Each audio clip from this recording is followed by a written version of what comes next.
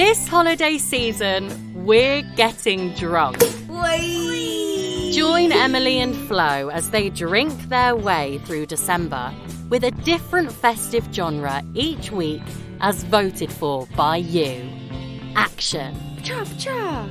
Horror. Ooh. Classic. What is eggnog? Children. Never really had a glass of milk anymore. And never seen before. I've never seen Die Hard. So grab a sherry and a mince pie and join in the fun. Why This Film's Drunk Christmas starts December the 1st. But I think that's a part of growing up. You get like these cartoons put immeasurable guilt on you about stuff you can't control, and you just live with it, and that's life. Merry Christmas.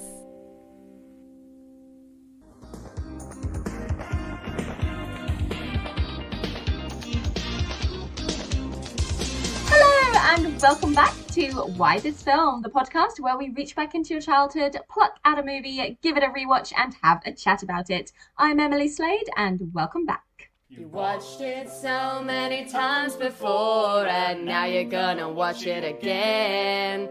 But it's been so many years since you last saw it, and now you show it to your friends, and they're like, What? What am I watching? Why? What is this? Why this film? And I'm joined today by Casey. Hello. Hey, good morning. Hello. Good afternoon. The magic of time travel. Very exciting. Your chosen movie is Brenda Starr, 1989. The IMDb breakdown. A comic book artist struggling with his Brenda Starr strip decides to draw himself into it when his comic book character is disappointed and leaves the strip. Why this film? So, this movie, I don't know, I feel like I feel like more people should watch it because I feel like it's very underrated and like nobody really knows about it. Like when I bring it up to my friends, like some of my friends who are like more into like films are like, oh yeah, that like weird little movie from like the 80s that got delayed release for a couple years. Yeah. But I don't know, it's kind of like I feel like it's like very like Cool World or Roger Rabbit. Wow, I just couldn't remember the full title of that film for a second there. Yeah. Absolutely. The minute it started, I got like Cool World vibes, but without the like weird sex vibes that Cool World gives. Yeah. So like a kid-friendly Cool World. Yeah, absolutely. With a lot less animation, so it's a little bit easier, I guess, for the for the people directing the film. But it is definitely very Cool World. Yeah. So when was the first time that you remember watching it? So I know I was pretty young. It just appeared, the VHS just appeared in my house. Like I don't even know. I think my mom bought it like at a Hollywood video sale or like when our local video rental place was going out of business. But Nice. It just appeared in my house, and I had this really great for my like one of my birthdays when I was really young, my parents bought me like a big TV with like a built-in VCR. It was like the shit. I couldn't watch like TV on it, but I could watch as many VHSs as I wanted. That's all you need. Yeah, exactly. So I started like collecting VHSs from downstairs and like pirating them, sneaking them up to my bedroom, and that was one of the ones I happened to grab. Nice. So I was like, oh, well, it looks kind of fun. And I put it on, and then I watched it all the time. I wore out that VHS. I love it. Have you been able to transfer it onto DVD, or has it been like impossible? So unfortunately, when at some point in like my teenage years, my parents decided to get rid of all our VHSs because, they were pretty much same thing. It's horrible. So we had like a couple of VHSs, but they were all the ones that were downstairs, and my parents just donated all of my VHSs from my bedroom to Goodwill. So some other person has my old Brenda Starr copy. That's very sad. And then I hadn't thought about it in like years until recently. And then I went and I looked it up online, and luckily it was on Amazon, and I watched it again, and I was like, wow, there's a lot of things that I remember differently. Yeah, I can imagine. So I'd never heard of this movie at all. Like, and there was a TV show from the 70s, and there was a comic strip before that, and I hadn't heard of any of the sort of things leading up to it. I did manage to watch it yesterday, thanks to you. I was searching the internet, scouring the internet. I was like, please, somewhere. And thank God you found somewhere that it was available, so I was able to watch it. Yeah, it's really fun. Like I did enjoy it, and I'm sure we'll have similar things that we've noticed here in 2020 that are perhaps, not as cool as they perhaps were back in 1989.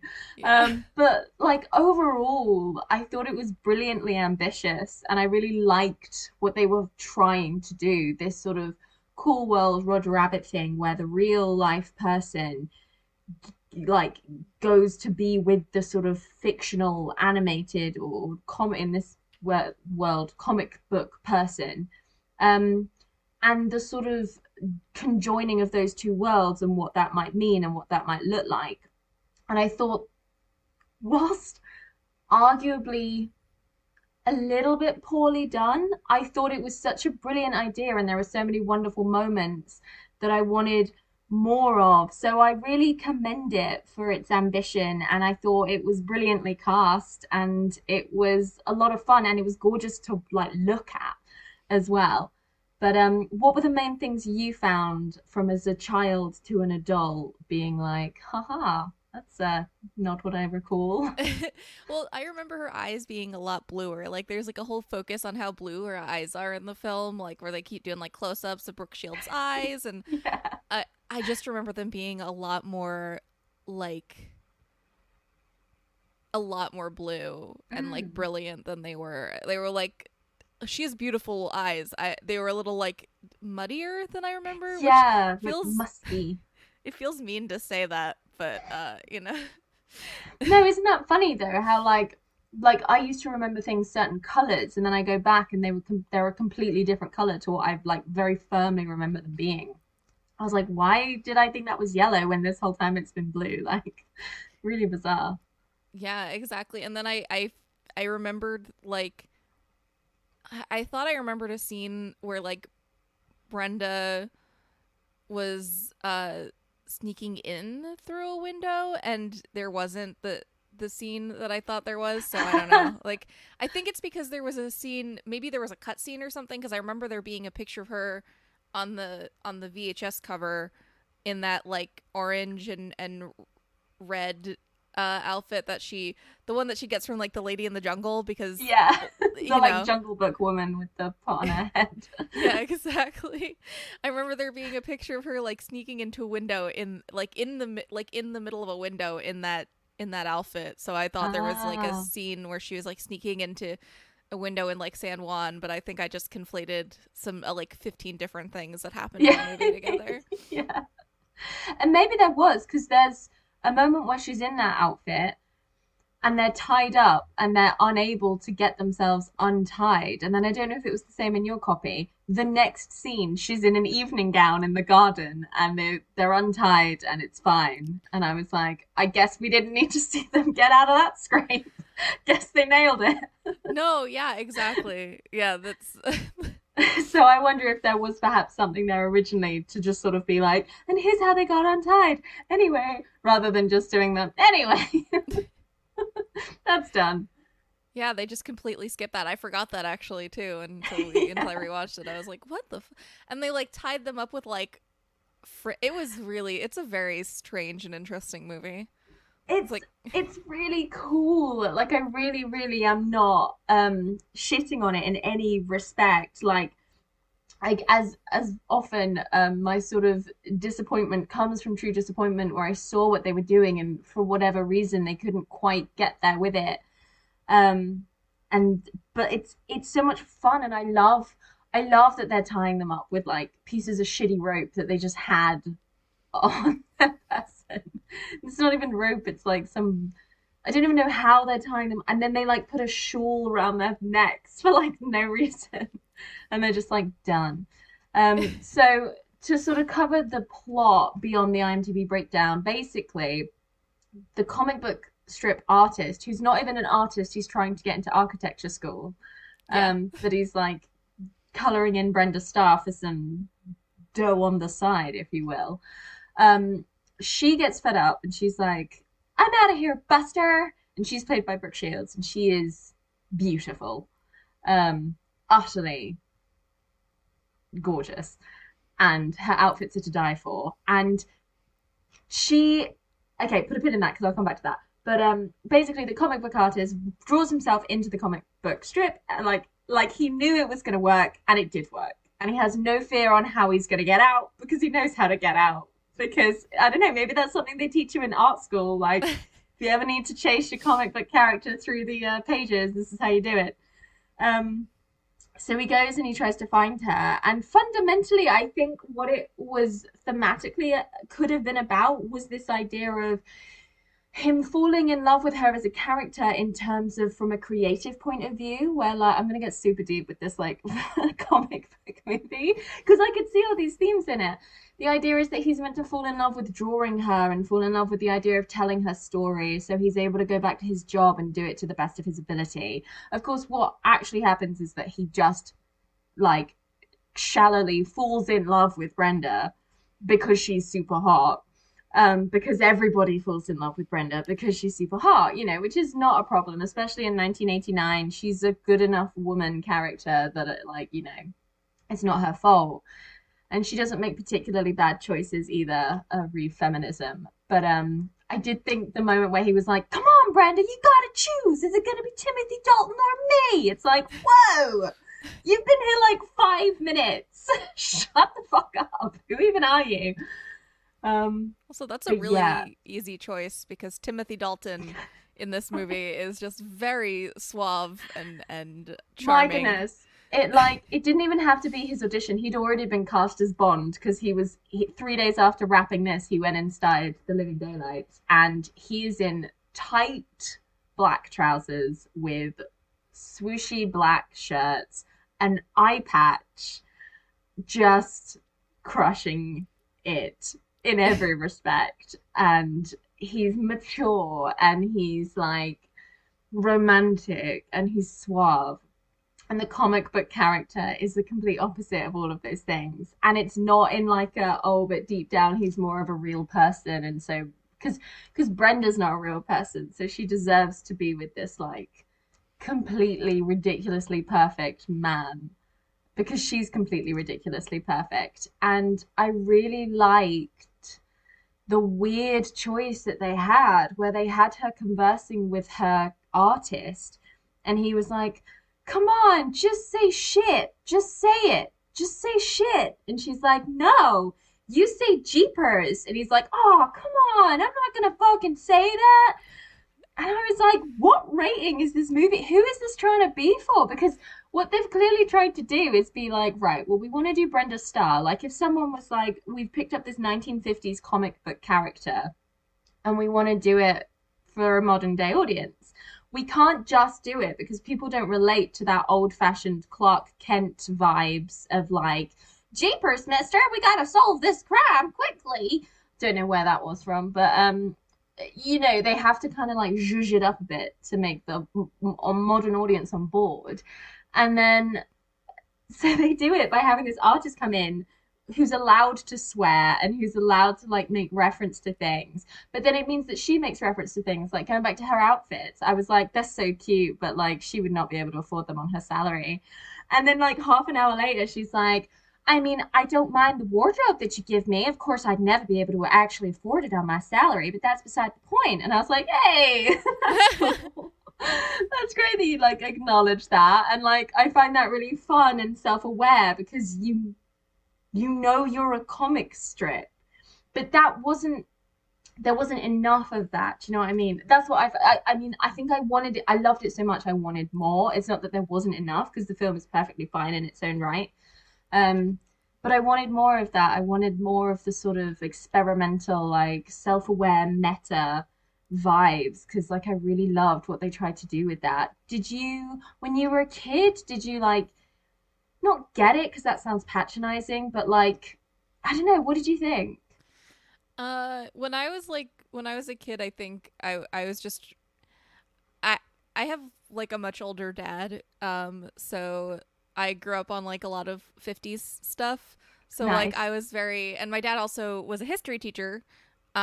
So I knew a lot more than most kids about like time period stuff. Hmm. So I kind of liked it in that regard. It made me feel very smart to watch it, Yeah, especially I yeah. was like, wow, look at me. I'm so mature and sophisticated watching this movie that nobody else my age knows about this 1940s comic book character that doesn't exist anymore. And I always, her outfits. I was trying to explain this movie to my friend. I was texting her about it yesterday because I was telling her I was doing this. And she was like, tell me about the movie. And I was like, oh, you need to watch it. First of all, you're going to love I know her type. And I was like, you're going to fall in love with Timothy Dalton in this movie. Yeah. Second of all, this movie is just costume porn. Hmm. Like, That's it. That's the word for it. It really is. she wears, man, I meant to rewatch it again this morning because I like had this idea this like last night of counting how many times she changes outfits, and then I woke up way too late to watch an hour and a half movie again for the second time in a week. But yeah, she wears like a ton of A outfits. Like lot. she Yeah. finds so many costume changes. It's crazy. Hmm. Even when she's like in the jungle and there's no stores around, she just like this random woman walks by and she's like, "I will trade outfits with you. You take this circus performer outfit Like and I will." leotard. Like enjoy returning to your village with your water and vegetables in this spangly leotard while I take your very practical like outfit that just happens to fit me completely ideally. I love it. It's yeah, I was into it for I was into the costumes.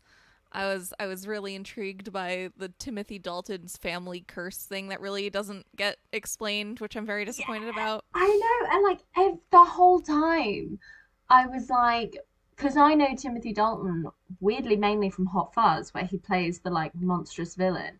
And so the whole time I was like, any minute now, he's going to be the villain, which is why she'll end up with the comic book writer. And it never happened. So I was like, oh, I guess he does have a tragic family curse and he is sympathetic and romantic. And that's actually kind of nice that she wasn't like duped. She was just romanced. And like, that's great. It would fit. Hollywood did have a history of making the Brits villains in movies, especially in the 80s. Exactly. And he had an eye patch. So I was like, that man is not a good man. Surely. This is the 80s. Please. It's very interesting. He's just so suave, and then he has like this mysterious mansion in the middle of the jungle for some reason. And like he shows up on a horse in San Yeah. Juan. Nothing he does makes any sense, and it's beautiful. It's so good. He literally even establishes himself. He's like, I'm going to show up randomly for no real reason. And she's like, okay. And then he does. It's like, gosh, we're in a real pickle right now. And he's like, hello, can I canoe you? And she's like, oh, brilliant. Thanks. How did you know? And he's like, I always know where you are. And it's like, okay, that's never going to get explained. Kind of creepy, but all right. I love it because it really adds to the comicness of the Yeah. movie because like they don't explain really weird things, and the only person who seems like put off or put back by them is the comic writer, who's not even that put off by them because he knows that they're in a comic. And like so the whole time you're just like it would in any other movie it would be like what the hell's going on, but in this movie they just everything can just be written off by the fact that like they're in a comic and they're aware they're in a comic. Yeah. Yeah, exactly. See, I didn't question anything. Just that skip from being tied up to like being outside in a completely different outfit. I was like, oh, okay. All right. But yeah, everything else you're just like, that makes sense. Guess he's got a canoe now. He's got a canoe and he's got some lunch for everybody. And the canoe is like it's not very long when he rows up, but then when he rows out, it's long enough so that there's like a good 6 feet of distance between Brenda Starr and Mike, the comic artist. It's so true. He rows up in like a kayak and then they go out in like a barge. Like it's so bizarrely differently sized. I was like, have they changed canoes? Did he get a different canoe? Or did he just like, I don't know. Very funny. But no, it's a lot of fun. It's a lot of I mean, the opening is so like immediately dramatic, and that's really, really fun. There's no sort of like weird establishing-ness. There's just sort of like, I'm writing a comic book about this woman and she's annoying, and the woman's like, well, fuck you. And then it's like, action scene. And you're like, cool, I'm on board. Oh, yeah. When she goes into the building and interviews the bank robber or whatever with the really terrible Irish accent. Oh my god, it was so bad. It was so bad. I was like, are you trying? There's like a line he says where I had to like go back and re-listen to it 5 times because like in his attempt to do an Irish accent, he slurred it so bad that like it all became one word. Yeah. It's like get over there or something like that. And it just became like one mumble word. Yeah, I noticed that. I had no idea what he was saying. I thought he was speaking like a different language for the first like few minutes that we were with him. I was like, maybe he's speaking like German or something, and that's why I don't understand. But no, it was just his Irish accent. But no, and that's where we meet her main rival, Libby Lipscomb, which is, I mean, I think this movie passes the Bechdel test. I'm not gonna lie, I think it does. It Quite absolutely does. a lot. Yeah, every time the two of them talk, it's never about a dude. It's always about newspapers. Yeah, it's about the story or the like framing her or like, yeah, it's so that's really good. So I didn't mind that, and the primary antagonist is a woman as well. Oh, the So Russian lady. yeah, they're really fun antagonists. Like, I know it's very classic to make Russia the enemy, but you've got, is it Jeffrey Tambor as like this almost mute, dumb sort of Russian man being hounded by this sort of very tiny woman who like smokes cigars. So I thought that was really fun as well, how like the sort of 3 main people were women. I was like, that's really weirdly progressive, and fun to see, like, in this movie that very, very easily could have had every other character be male and no one would really question it. And like, you get the idea. I sort of Googled some of the images from the comic book, like back in the Flash newspaper. She's got her, I think it's her photographer, who's like a woman as well, and she's got this very distinct hairstyle. And I was like, I bet that's like a copy by copy like look from the comic books, and it was. Oh, Hank. Yeah, she looks perfect. So that was really fun, and I kind of wanted that character more in the movie. To be fair, I wanted her to go along with Brenda, but it's fine. She should have been in the jungle with Brenda. The two of them. Yeah, I would love that movie, except for like if Mike was like not with them for the most of the time, and it was just the two of them, and like Mike chasing them like with Timothy Dalton. If Timothy Dalton and Mike like met up and they were like, oh no, Brenda's in danger, and they like were following her, and she was just like kicking everything's ass while they were like, Timothy Dalton's like not really worried because he's a comic character, and yeah. Mike's like, what are you talking about? I need her so that I can get back to work. My livelihood. Yeah, I would pay money for that movie. I definitely would. Like, that would have been so much fun, and I really loved the way that it was very sort of Elle Woods vibes, how she was able to be like, she gets out of a scrape, she gets captured by the Russians quite early on, and she gets out of it within seconds, and I was totally on board with it, because she throws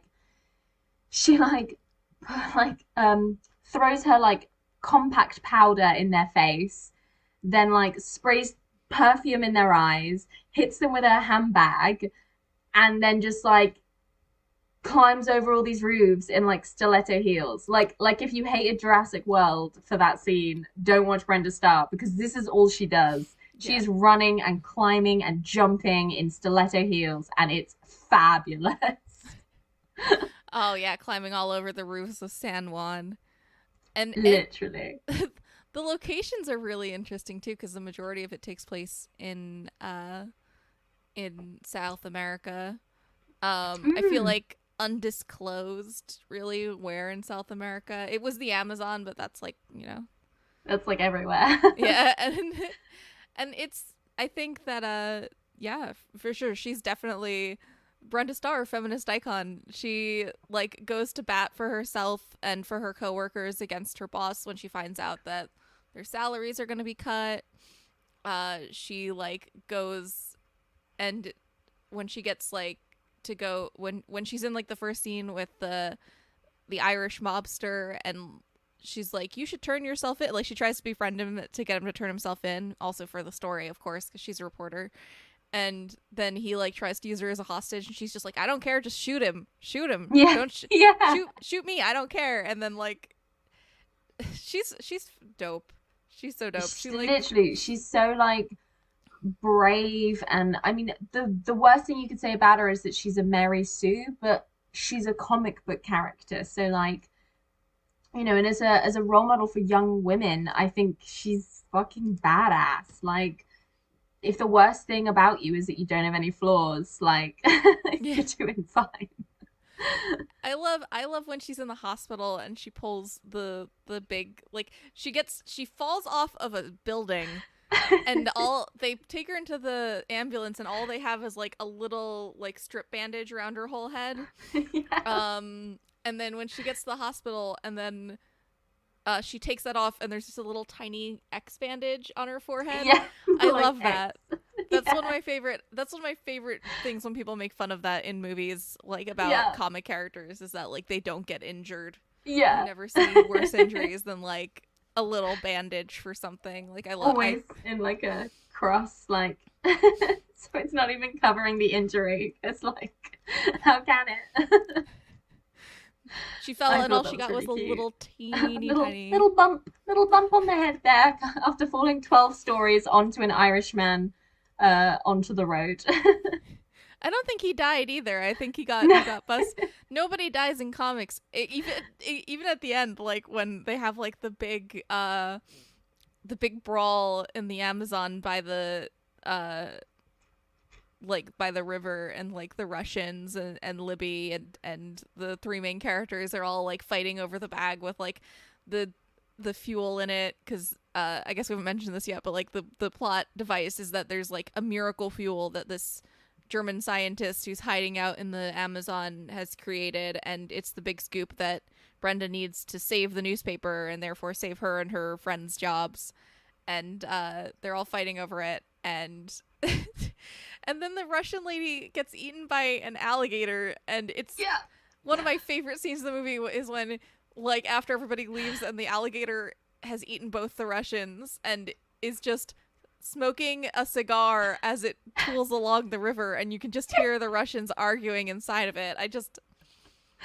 Classic, absolute classic. Like, they're fine. They're just been eaten whole by this terrifying alligator, which Brenda manages to either befriend, or I have to admit, it was like happening, and like I'm quite frightened of like crocodile, alligator type things. And so I just sort of like went to like pour myself another drink, and then turned back to the screen, and Brenda had two crocodiles on a lead, and she was like riding them across the river, and I was like, what did I miss? What happened? I can tell you, literally, you miss nothing. It just, one of the boys goes, "Where's Brenda?" And then the camera pans over, and there's like very like classy music playing as Brenda Starr is surfing two alligators. Also, I was terrified of alligators when I was a kid, because I, our library did like books for kids readouts sometimes, and one of the ones they did was the woman who got swallowed by a crocodile or whatever that story was. Yeah. So I was and then there was a picture of a lady in my house, and I, for some reason, my child brain thought that was the lady who got swallowed by the crocodile. So I was just absolutely terrified that there was like crocodiles under my bed or something when I was a kid. Oh my So God. that scene was a nightmare for me when I Yeah, was I can little. imagine. Oh my God, that's horrific. They're really scary because they are real. They're obviously real alligators, and they're I imagine they're not anywhere near the cast members. Although who knows? It was the 80s, so health and safety wasn't quite a thing back then. Um, but yeah, no, I don't know where my fear came from. It's a weird one. It's combined with Komodo dragons, just gradually, which I think came from Journey to the Center of the Earth, the 1950s one, Oh, that is where they completely understandable. uh, I yeah. didn't see that until I was much older. Otherwise, I probably would have got that. I think I can pin it on that. Just like no, I can't even like talk about it. It's so horrible. But yeah, that's the crocodiles are reals. But then also the thing, like, what that when I was a kid, I guess because I was so scared of crocodiles and alligators, I didn't really realize. But rewatching it as an adult, like the when they are models, it is super clear that they are not real. Yeah. Like you feel like you can reach out and like tap on their hollow ass skulls, like They're plasticky skulls. especially with the one that's like with the cigar just tooling along down the river. Oh Yeah. man, that scene is great. It is chaos, Hmm. and I just love, and also I just love the Russians. All the villains are great. Libby is great. Yeah, Libby's She- brilliant. She has like this amazing voice. Yeah. This sort of like much deeper, like what you'd expect. It's that classic sort of Blousy Brown versus Tallulah vibes, where like she seems a little bit older and a little bit more bitter and a little bit just more like la, la, la, la, la, la, about things. Whereas Brenda's like kind of thing.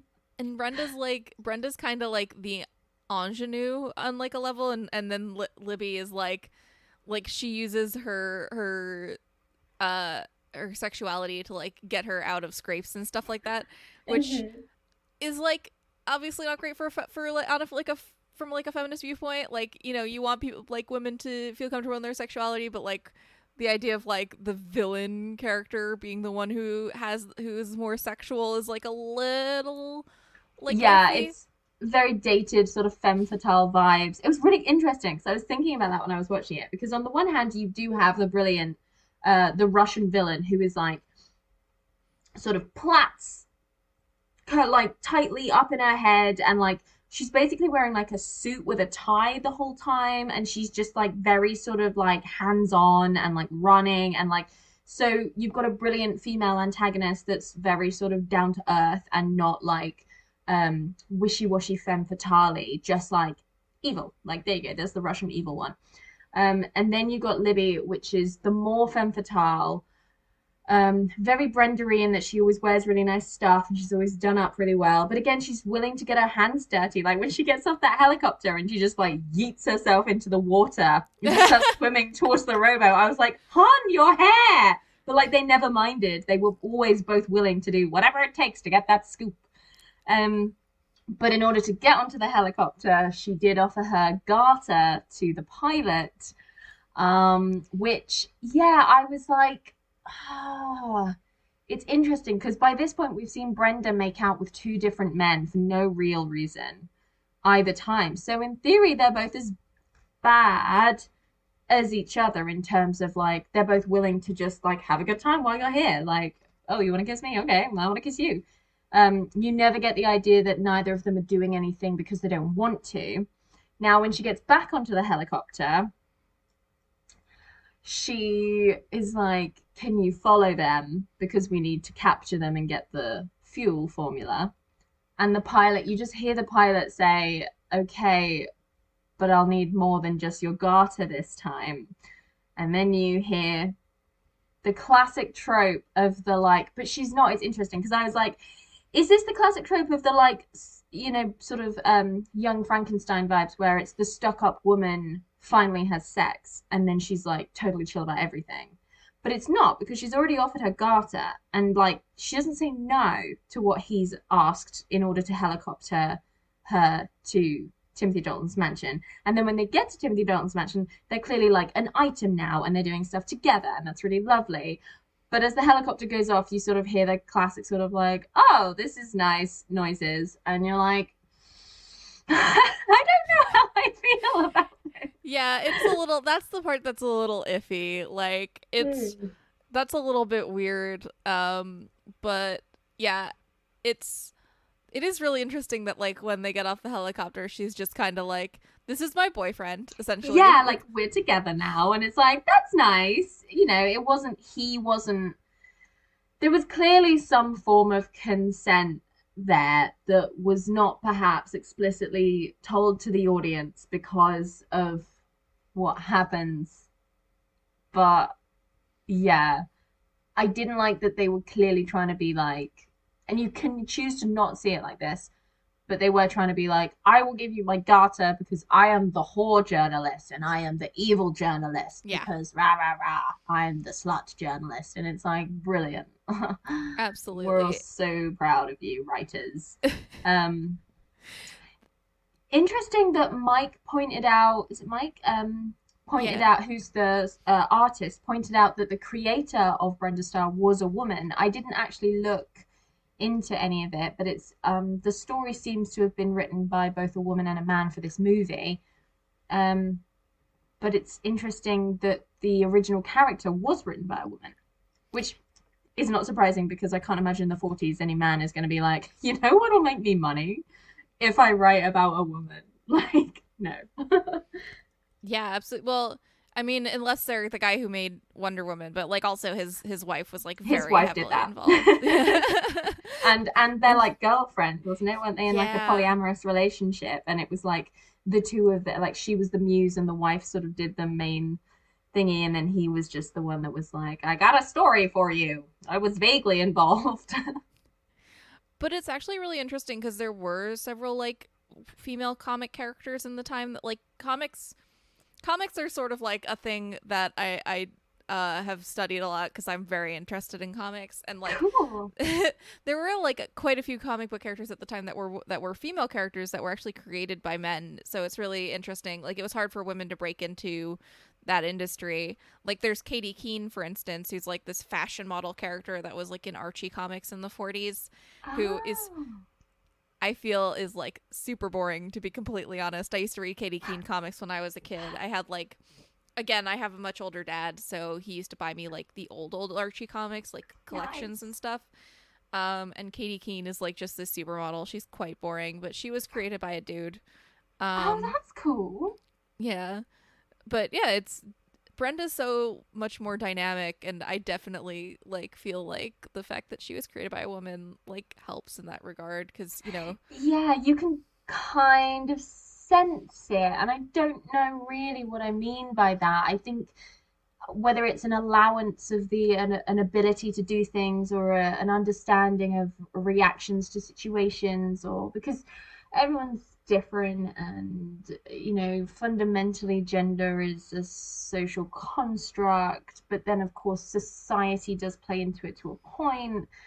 So when we talk about male and female writers writing different genders, there's a whole conversation that I'm not at all qualified to go into there. That's fair. But but it's also interesting because the woman who wrote Brenda Starr had to go by a male pseudonym to break into the industry too. Right, classic. It was Dale Messick, I think, was what she called herself. Oh, that's cool. Yeah, which I'm always like, that's super badass. You know, your George Eliots and your Bronte sisters and stuff. But it is a shame, but it is good that they did it. Like, I only found out that George Eliot was a woman like 2 years ago. Like, oh my god. I was like, wait, what? Everyone was like, yeah, no doy, that's like the most famous like fake man woman author. And I was like, oh my god. You can tell I didn't study English at university. But yeah, she's a really cool character. She's like I sort of said, like a prototype Elle Woods, and it's in that sort of wonderful thing that we really veered away from in my childhood, where it was like you can look super hot and be like really smart and like down to earth and like do stuff. Whereas like when I was a teenager, it was like you can either be Paris Hilton and you can play dumb, or you can be like grungy, and like those are your options. Yeah, for sure. It's also I want to kind of get back to what you're saying about the Soviet lady, because I think that's also really an interesting thing, is because that's just what Americans thought women in the Soviet Union were like very masculine. Like, it's also another like weird sexist thing, right? Because it's like the idea of like that women in the Soviet Union were all like masculine, and because they like had given away their femininity, like somehow femininity is inherently tied to capitalism. But it's interesting because also she kind of reminds me, there's like this Wendy's commercial from around the same time where there's like this lady announcing it's like the Soviet fashion show or whatever, and every single outfit, like swimwear, evening wear, day wear, they're all like literally the same thing, and they're and the woman announcing it is like wearing almost exactly the same thing as this lady. Like the idea of like, it's just so interesting to me to like watch a movie from back then and see like American perceptions of what the Soviet Union was. It's definitely. I mean, you sort of see it in Austin Powers even. They have that sort of German woman around the evil table, vague memories of Austin Powers. And she's got that sort of very strict, more masculine sort of thing. It's so interesting. Yeah, it's really like coming to this in 2020, I was like, that's really cool. I really like that as like an option for a female antagonist, that we have a woman who is quite masculine in her aesthetic, and she's allowed to be quite down to earth and really get her hands dirty. But it was an insult initially, and they were trying to be like, as you say, like, look at how terrible, I don't know, socialism, communism is. I forget why they hated Russia, but America hated Russia because communist when no iPhone.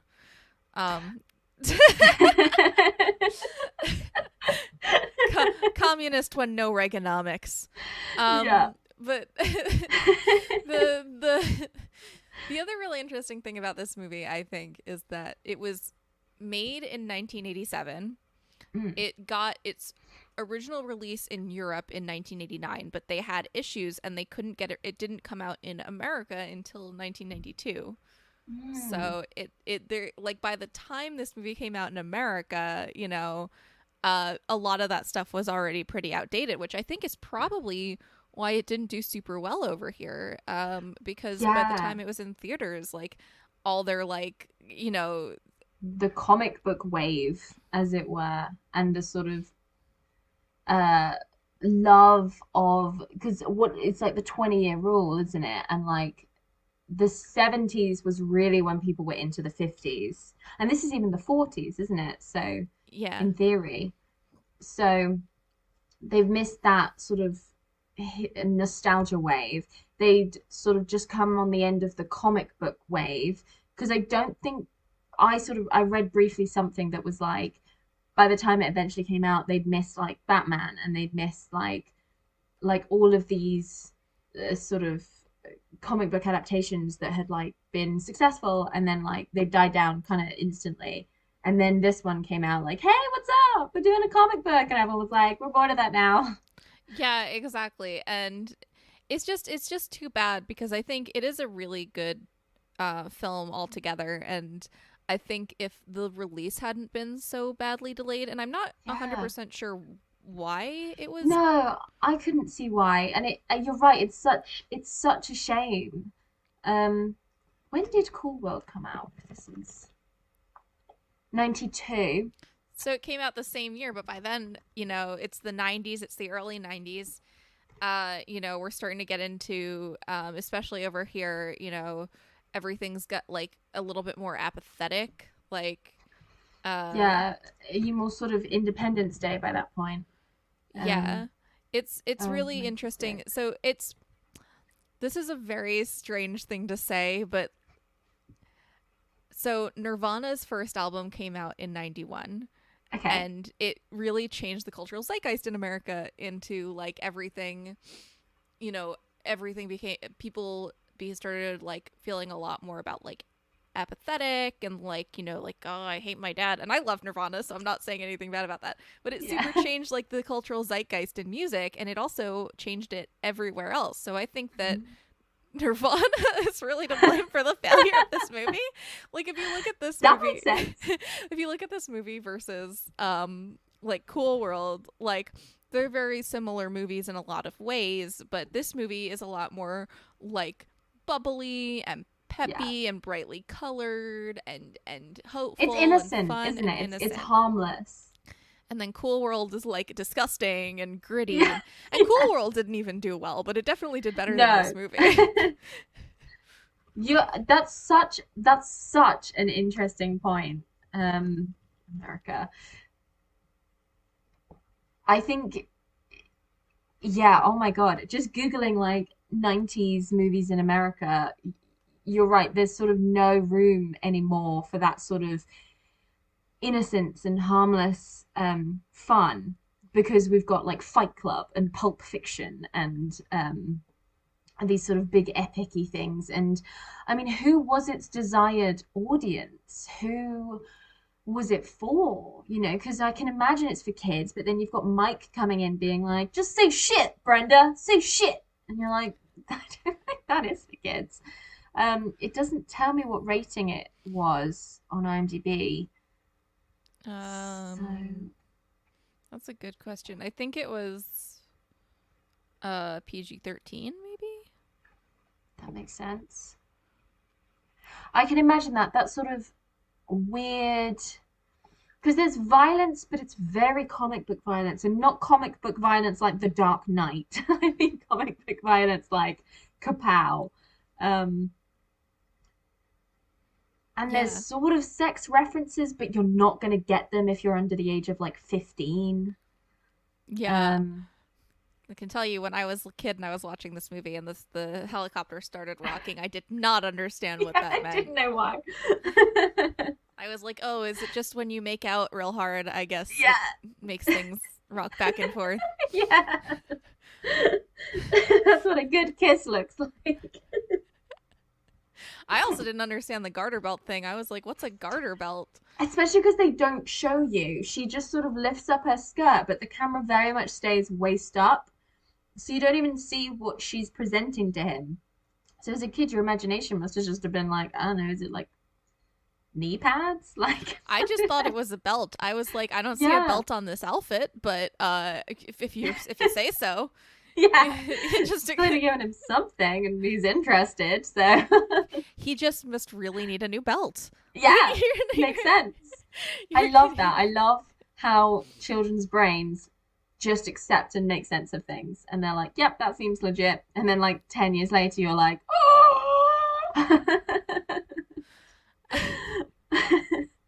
It's true, but yeah, it's a very interesting movie, and I really feel like it would have done a lot better if it had been released on time. And it's sad that it was really, but also it was released the year I was born, which is maybe why I feel so connected to it. Who knows? Yeah, maybe.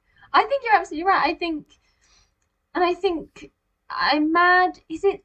I can't even think it's like a cult movie because I found it so hard to watch it. Whereas Cool World has more of a sort of existence.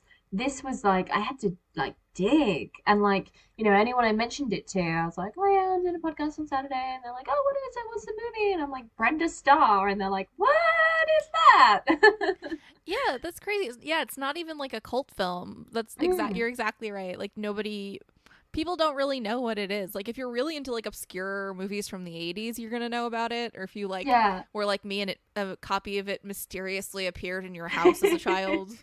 Yeah, or like you've watched the filmography of either Timothy Dalton or Brooke Shields, then maybe you'll have come across it. But I can't imagine anything else would have like led you to it.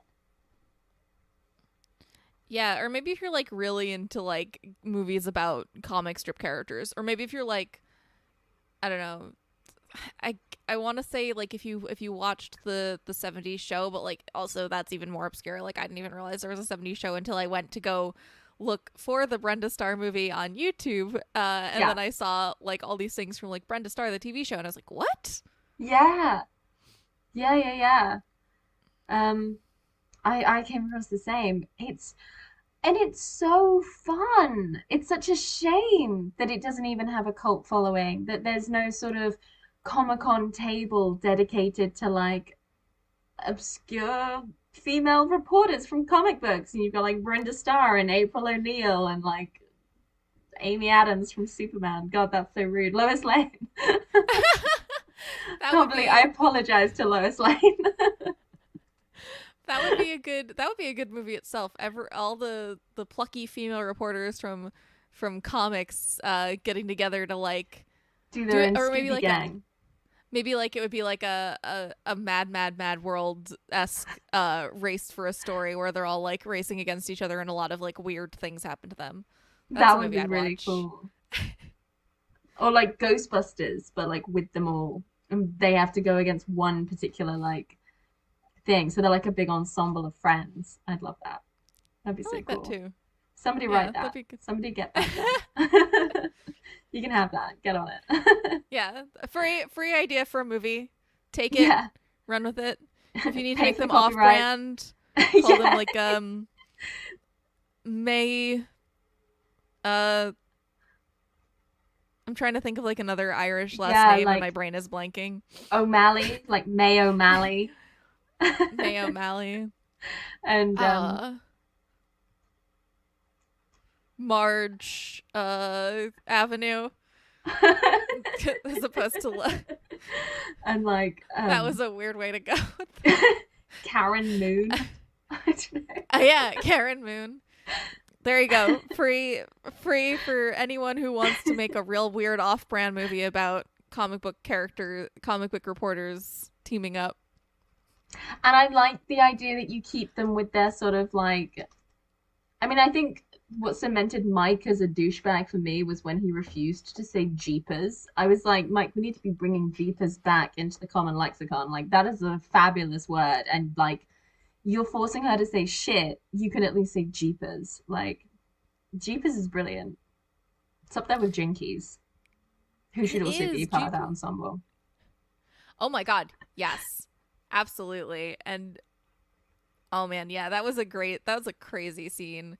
Also, I like right before that when she goes to rescue him with her nylons. I'm not going to say that I never tried to climb anything using stockings as a child because of that scene. Sure. I don't believe you. But I thought about it. I was like, can my tights hold the weight of a fully grown man? Because I want to test that theory now. Because, and like, oh, what did she say? She said the most darling thing. She like tied them together and she threw them down and she was like, it's really hard to find this particular color stocking. So if you could not, she says something other than rip. She says something lovely, like don't darn them or something. Then that would be wonderful. And then obviously the next noise is like a ripping noise. And she's like, God damn it. But it's really cute. Because she's just so chill. She's just like, I'm going to pull you out of this snake pit with my stockings, but could you not rip them, please? Because they're really hard to find. And then she's like, the toe is reinforced. I love that. Yeah, the toe and heel is reinforced. So good. It would have to be with all of the shoes that she's wearing. Oh my god. So, yeah, my feet hurt watching the movie. Right. And she's going up like ladders in them. And like, I was stressed the whole time. I was like, she's gonna like slip and fall because she's not wearing appropriate footwear for this job. what this is unfair for me to do to you off the cuff with no preparation, but favorite outfit that she wears. Oh, that is a good question. I don't know. I'm really drawn to that, like, really the pretty red and orange outfit that she gets from the Lady in the Jungle. I had an outfit for my fashion Polly Pockets when I was a kid that was like almost exactly the same thing. So Nice. That's fair. It's solid. I think because it was the least like sort of glam, flashy thing she wore, I was very much like, boom. I don't like it. what about But you? no, it's very cute. My favorite was the very last thing she wears is he's about to go back into the real world, and she's got this like long, like fuchsia pink, like coat skirt duo on. It's like bright, bright pink, and she always has a brilliantly accompanying hat. She always has gorgeous gloves. Just the hat and the gloves look needs to come back into fashion, and it like never has. We've cycled through fashion, not that I know at all what I'm talking about, but we've cycled through fashion over the past like 50 years consistently, but we have never, ever, ever brought back the obligatory hat and gloves. And I really think that we should. Let's start it. Yeah. You and me can just in our separate countries just start walking around with hats and gloves and see if we can get it to catch on. Yeah, because I just Competition. think it's so lovely. Like you walk into a place and you have to like remove your gloves and then remove your hat, and they just sit on the table next to you, and you're just like, "Don't mind me, just gonna get my brunch with my gloves on the side." That's exactly where you wear a hat and the gloves. You go Yeah. out you go out to like a very nice little brunch place A little cafe with outdoor seating. and you sit like very lovely, like with your legs to like the side crisscrossed, Mhm. and you put your hands on your knees while you're waiting. Exactly. Very demure. Very demure. So yeah, we should bring it back because it's a good look. I'm in. Yay. Any last thoughts on Brenda Starr? No, I feel like we've covered basically everything. Oh, we haven't really talked about the carnival. Um, Yeah, I was gonna bring that up. I think I've got it down here as like I've got very few notes because I was just like, this is amazing. Oh, belly button. When oh, like there's a weird implication that she doesn't have a belly button because oh, it was so wonderful. And then I tried to Google it as if it had really happened, but I couldn't find it. But basically, he's like, my belly button. And she's like, what the fuck is a belly button? And he's like, oh, yeah. So remember when we made you go undercover and you had to be a belly dancer, sorry. Um, we weren't allowed to draw you with a belly button. So you don't have a belly button because the censors wouldn't let us give you a belly button. And I was like, is that, I believe it. Like, I 100% believe it as a thing, but I couldn't find anything in my very brief Google of like, oh, Brenda Starr in a belly dancing outfit. Um, but how interesting is that? Like, whether it's real or not, like, what a brilliant, it was moments like that that I was like, this movie is not like anything else, and it's fucking fantastic.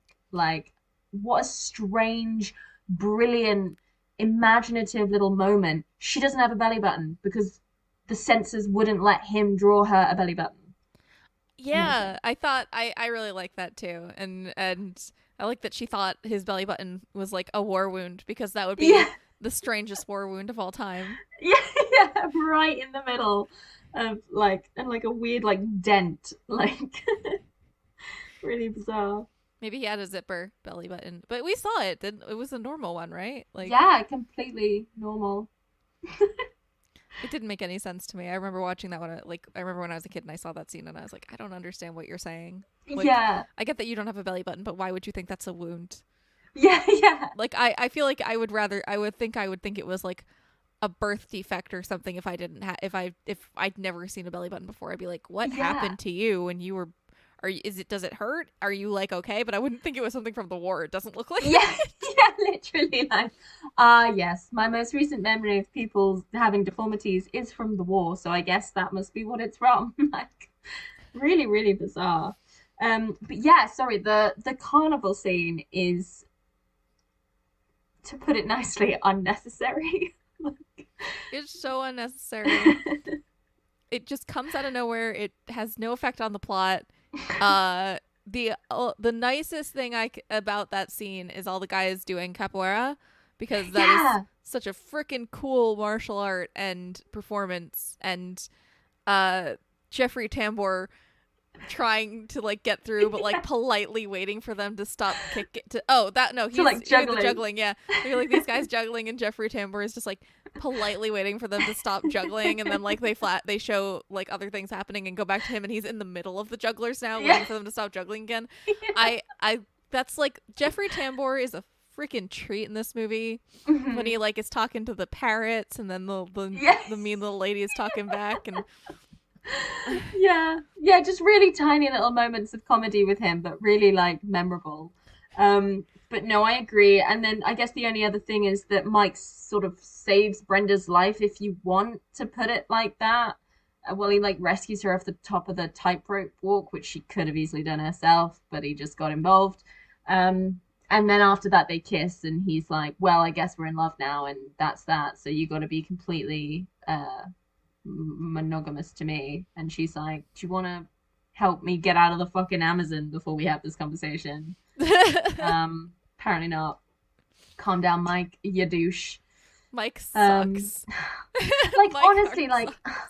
Timothy Dalton is trying to show this fuel to all of these townsfolk, and they're trying to get the car going, and Brenda's like, this is so exciting and lovely, we've come so far, and Mike's just there like, Brenda, why won't you be my girlfriend? And it's like, shut the fuck up, man. Like, shut up. I like to her credit, she does say that. She's like, not now, leave me alone. I like his like that he, for some reason, he thinks he can just bring her back into the real world with him. Like, right? He can go back into the real world because he's real, but like, she's not. What Surely would she she'll even just do? Like crumble. It'll be like Stardust, where she just literally becomes dust. Like, yeah. And you haven't thought this through at all, Mike. Even as usual. Even if she did become real in the real world, like, what would she do? She doesn't have any. I mean, I know in the 40s, like in the past, it was like easier to like get jobs without like a lot of documentation and qualification and shit, but like even still, like, this woman doesn't know what a belly button is. She's gonna be confused by everything real world. The world is real. She's gonna jump off a building or something doing a reporter job, and she's gonna die. Like, this, she needs to live in a comic book. She's a danger to herself and others when she's not in a comic book. Honestly, like, that, she wouldn't last a day. She would go, and they would be like, can I see your degree in like media and journalism? And she's like, well, jeepers, mister, I just got the biggest scoop you could possibly ask for. And they'll be like, get out of my office. And then immediately get run over by a car because she doesn't know how like traffic properly works, because things don't, because all of the traffic in the comic book world is like rather than just rum. Yeah, when she's driving with in San Juan, that is so unreal. It's crazy. That one's like, it's brilliant. she's like trying to like escape, and it's just like this would I've never been to Puerto Rico, but I got to imagine that, like, you know, in a city like San Juan, the traffic's got to be like comparable to, like, I don't know, like at least Jersey City, which is a city in New Jersey. If you couldn't tell by the name. And driving in Jersey City is a goddamn nightmare and exhausting. So I got, like, you could never have, like, just back up into no traffic. Like, this seems unrealistic. But it's a comic book, so it doesn't matter. But if she was, like, there's in like a chase... 3 people on the road in the comic book, and she's like, ah. Well, yeah, exactly. You know, Mike doesn't want to have to draw all the cars. Yeah. He's an architect, not an artist. He wants to get into architect school. Like, who does that? There are people dying out here to, like, be comic book writers, and this chump has this opportunity, and he's like, I want to go be an architect. It's like, shut up, Mike. People would kill for your job. Shut the fuck up. But at the end, he does learn to appreciate it, and he learns to let go, and gives her a little Timothy Dalton orchid. In her hand, which is nice, but also nice. Just, you know, fuck Mike. Yeah, literally, he's the main antagonist of this movie. Like, he's so obnoxious. He's not even in most of the movie, like, for a decent portion of the movie, and then, like, he just fucking shows up Yeah, in fucking Brazil, like out of literally nowhere. writes himself in. Yeah, like, which ties in. It makes sense because like Libby spilled the story, and then he shows up, and but by that point we'd forgotten about him, and I was like, oh yeah, you're here. Fucking draw yourself out again. And how did he even get out of the world? He literally just closes his eyes and like clicks his heels 3 times and he's back in the real world. Like, how did you know that was gonna work, Mike? How did you not have severe anxiety the whole time you were in here, worrying that it wasn't gonna work and you were stuck in this 1940s weirdo zone for the rest of your life? How did you know drawing yourself in the exact same position that Brenda was just in was gonna work? How did you draw yourself so perfectly that you were... I'm overthinking it, I know at this point, but like I like, don't get me wrong, I enjoyed it. Like, I'm perfectly happy when things are like, how did she get her powers? A curse or born with it? Born with it. Okay, done. don't need Frozen 2. But yeah, this didn't have anything at all, and it's just like, how did you know that would work? He's it's really kind of crazy that it does, and also, like, and then he blinks himself into the comic, but it's like the next day in the comic world, even though it's like literally 5 minutes later in like the real world, which is very interesting to me, like implication wise. Like, if the comic world is like living its own life at the same time as the real world, but it's like the timeline is faster, that's very strange and confusing. But it is. It's like Narnia. So when he leaves, is he in the past or in the future or in the present? Does he pick up from where he left off, or has time passed and his family are like, you never came home, what the fuck, where have you been? And he'll be like, my comic book. I like the idea that like it's his mind in the comic book, and like he's just like physically sitting out there like with his eyes closed, and like his editor comes to check on him and he's just like, Mike, what's up? And Mike is just like sitting there with his eyes closed, and he's like, okay, process, I guess. Keep up the good work. We'll ignore that phone call we had where you rang me to be like, Brenda's left the magazine. Yeah, what a weird thing. That would not be my first thought. If my comic book character came to life, spoke to me, and then disappeared, I would not ring my editor and be like, you'll never guess what just happened. I would be like, okay, I'm going to go out for a walk because I might be crazy.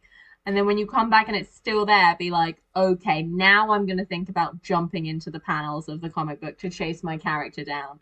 But I'm definitely not going to inform my editor. Like, that is the last thing I'm going to do. What a crazy thing to do. And also, like, why didn't he never even tried drawing her back? Like, we don't know. Like, this whole movie could have maybe not happened if he just, like, he could have drawn her again. Like, was there something physically preventing him from drawing Brenda Starr into that panel again? Like, and then would there be, like, 2 Brendas in the, like, comic book world? Because that could have been a whole movie in itself. That would be interesting. That would be really cool. Sort of like Last Starfighter style, where they sent down another Alex Rogan to take his place on Earth while he's in space fighting aliens. And they have to deal with, like, but less creepy and terrifying. Yeah.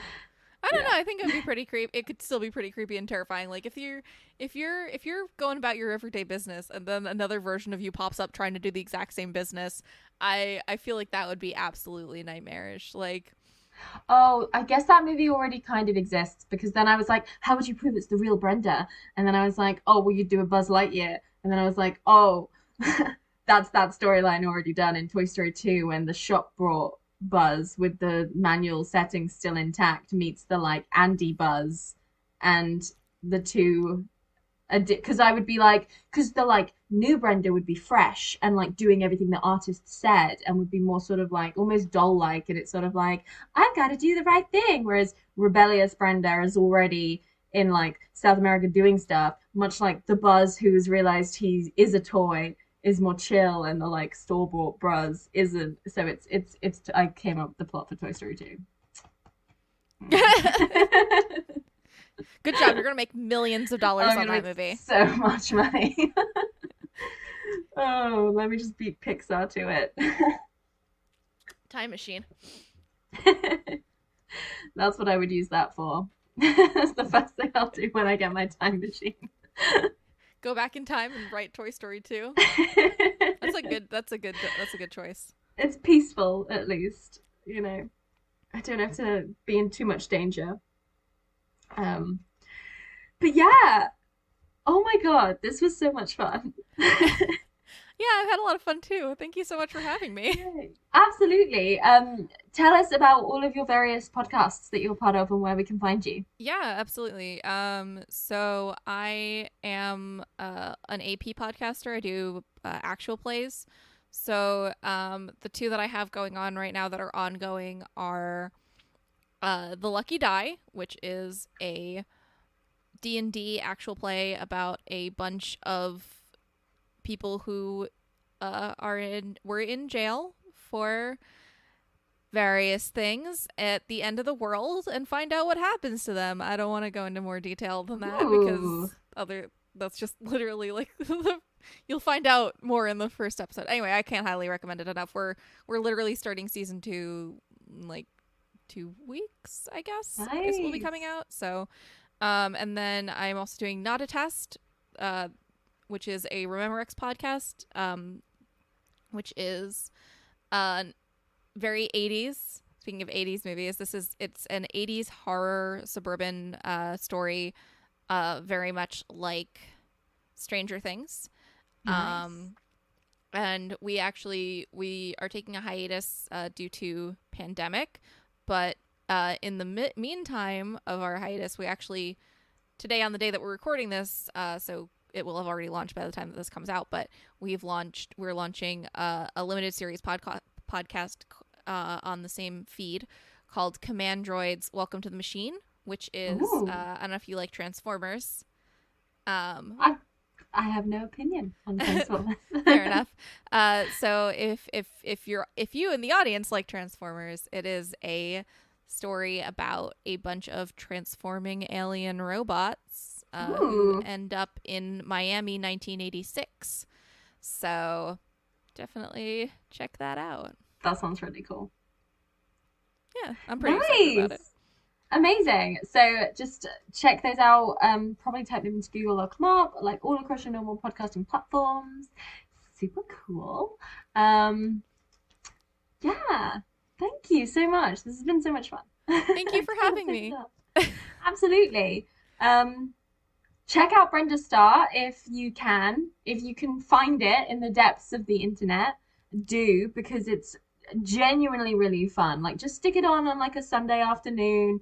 Like, it's good for kids, it's good for adults. Like, it really is just like fun. Like, it's sort of Indiana Jones vibes, but like better because there's a woman in it. Like,